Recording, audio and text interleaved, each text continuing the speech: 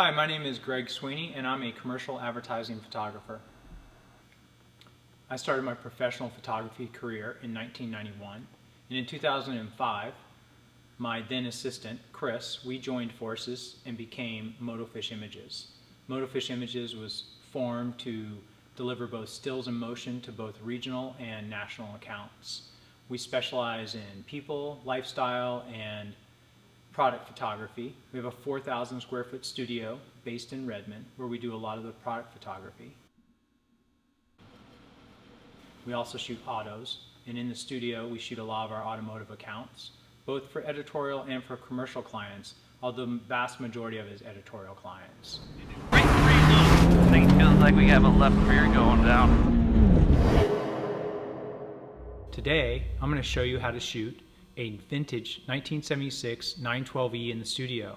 We're going to build light through multiple exposures of strobes.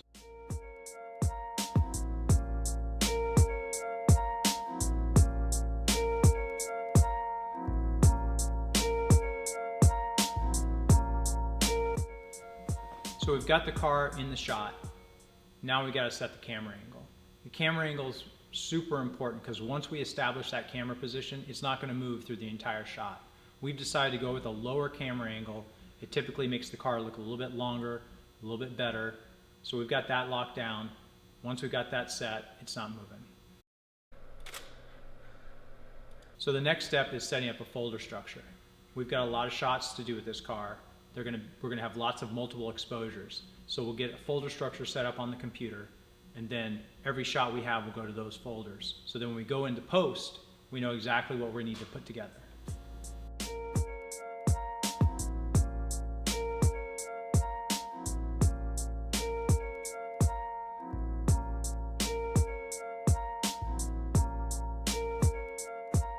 Now we've got the camera set and the folder structure set, so the next step would be lighting. There's two ways we could go about this.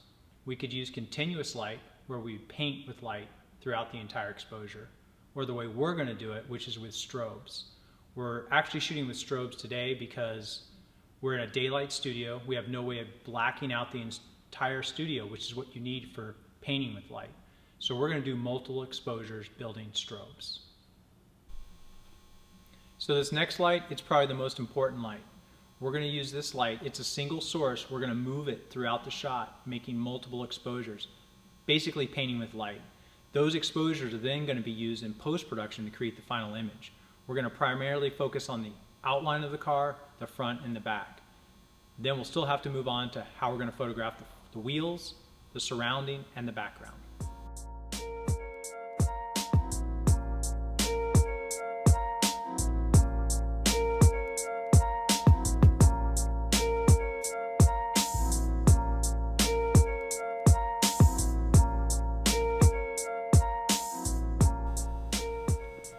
Along with the front and the back, we need to get a nice light on the wheels. We use a similar technique, which is basically we lay a fill card, white card, on the ground, and we bounce a light into that. That'll give us a nice soft light that kicks up, also lights the underbody a bit. We can use that when we build the light if we need some separation between the floor and the bottom of the car. So we pretty much have the car lit at this point, but now we need to light some of the background and foreground elements. We're going to run a light grid down the back wall. That'll give us a nice little highlight, just bring out the cement texture, and we'll also do a soft light in the front. Those textures will just help solidify the car in its environment.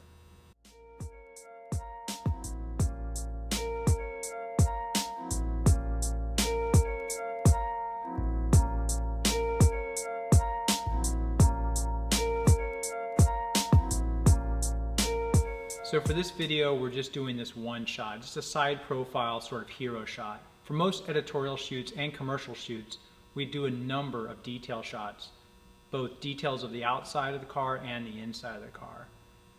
Now it's time to take those images, all those images we just shot, and move them into post-production, where we actually build the final image.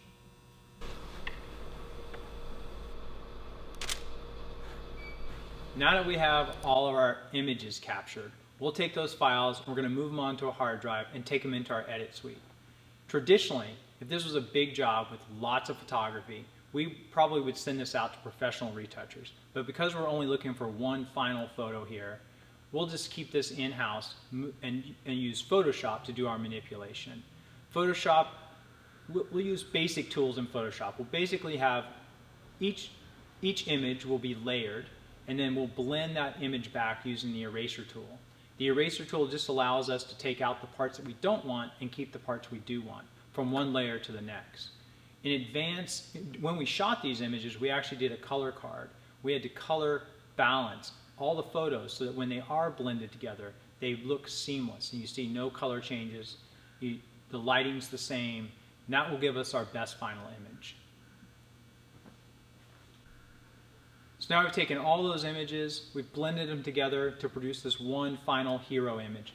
And the hope is that at the end of the day, when you look at this, it doesn't look like multiple images to create one image. It looks like one photo, maybe with a big light box over the top. Everything's smooth, you're seeing all the beautiful parts of the car, background looks nice.